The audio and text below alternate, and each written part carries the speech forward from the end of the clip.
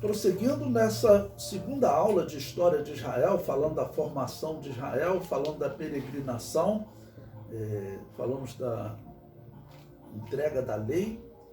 Agora vamos falar da conquista de Canaã.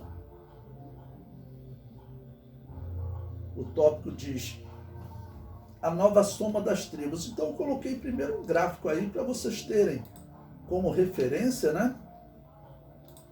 Esse gráfico ele traz o número dos soldados, que é falado ali em 601.730 soldados. Esse número é questionado por alguns que falam que na verdade seriam 600 soldados e não 600.000 soldados. Não tem como ter certeza desse número, mas esse é o número aproximado. Esse número, sendo 600.000 soldados, nós contamos qual a quantidade de homens que já passou da idade de ir à guerra. Então, normalmente se considera o mesmo número, ou seja, então teria 600.000 em número redondo de soldados, 600.000 de homens mais velhos que já não vão mais à guerra. E também 600.000 de jovens, moços, que ainda não iam à guerra. Ou seja, haveriam 1.800.000 homens no deserto. Se formos considerar o mesmo número de mulheres, então seriam 3.600.000. Alguns acham esse número exagerado. Eles dizem, eles usam como argumento para questionar que isso seria maior do que a população do Egito na época. Mas é isso mesmo que a Bíblia diz. A Bíblia diz que os egípcios se enfadavam dos israelitas. Os israelitas cresciam muito, por isso eles precisaram começar a matar e mesmo assim eles continuaram crescendo. O tópico seguinte eu digo os limites da terra de Canaã. Bom, aqui eu quero explicar uma questão importante para vocês. Eu digo aí, os limites da terra de Canaã foi determinado aqui como sendo do sul do Mar Morto até o Monte Or. Bom, então eu coloquei um mapa aí para vocês, certamente na próxima página. O Monte Or, ele ficava bem na parte norte de Canaã, ali onde ficava a tribo de Asser. Se você olhar na parte norte à esquerda, tá bom? O Monte Or ficava ali na tribo de Asser. E o Mar Morto, você descendo na parte sul, eu coloquei ele em azul. Eu coloquei o Mar Morto em azul, infelizmente não escrevi aí, mas é esse quase retângulo aí, na parte final em azul, na parte sul do mapa. Ok? Então, essa é a região de Canaã. Por que eu coloquei essa citação aí e os limites? Para explicar uma coisa para vocês. Vocês encontrarão historiadores que criticam a Bíblia, ok? Tem historiadores que criticam a Bíblia, dizendo que existe uma divergência entre essa região aqui da Terra Santa, ok? E a região da Terra Santa, os limites, né, da Terra Santa, como Deus apontou para Abraão.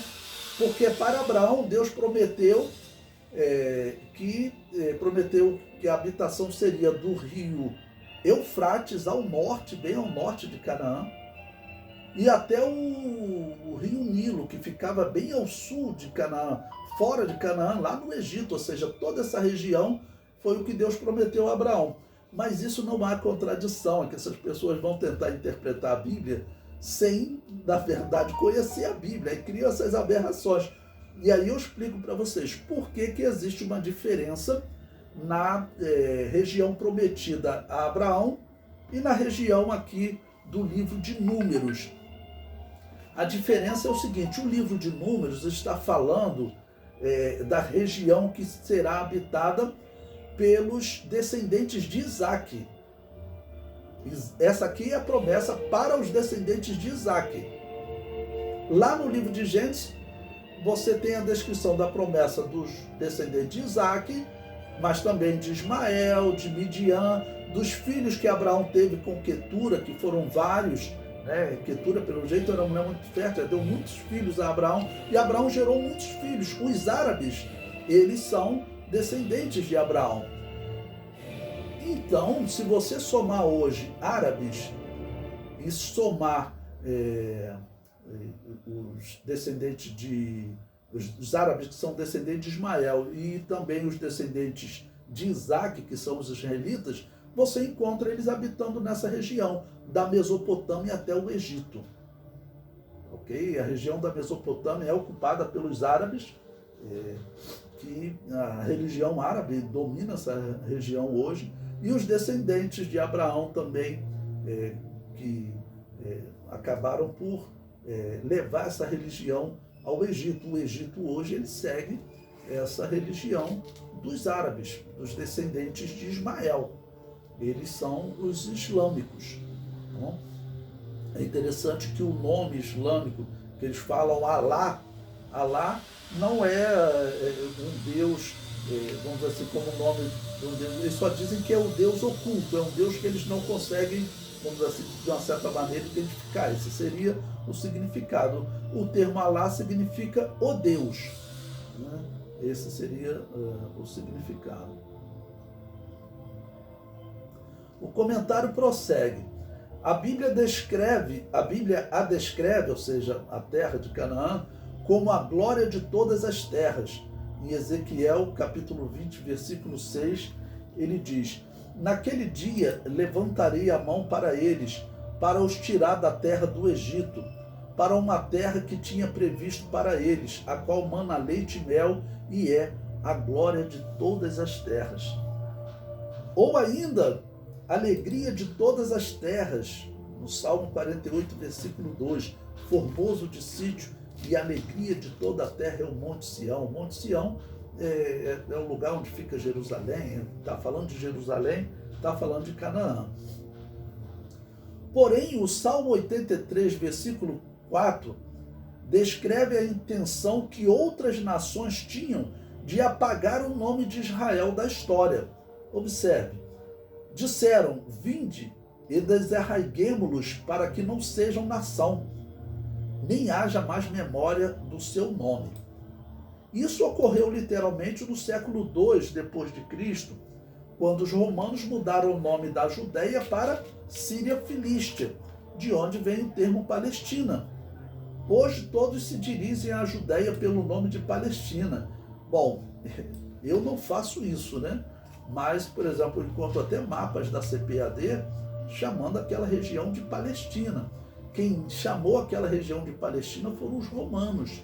Eu chamo aquela região ou de Judéia ou de Canaã, mas de Palestina eu não chamo. Palestina é a região dos filisteus. Mas eu ouço professores até, como eu disse, mapas da CPAD chamando Palestina nos dias de Jesus. Não existia Palestina nos dias de Jesus. Nos dias de Jesus existia Judéia, Samaria, Galileia. Então você pode chamar de Judéia, pode chamar de Samaria, Galileia, pode chamar de Canaã, mas chamar de Palestina naquela época não existia, porque essa região só será chamada de Palestina foi através do imperador Adriano, ali pelo ano 130 da era cristã. Ou seja, quase 100 anos depois da morte de Jesus. Então não tem como falar em Palestina nos dias de Jesus, isso está errado.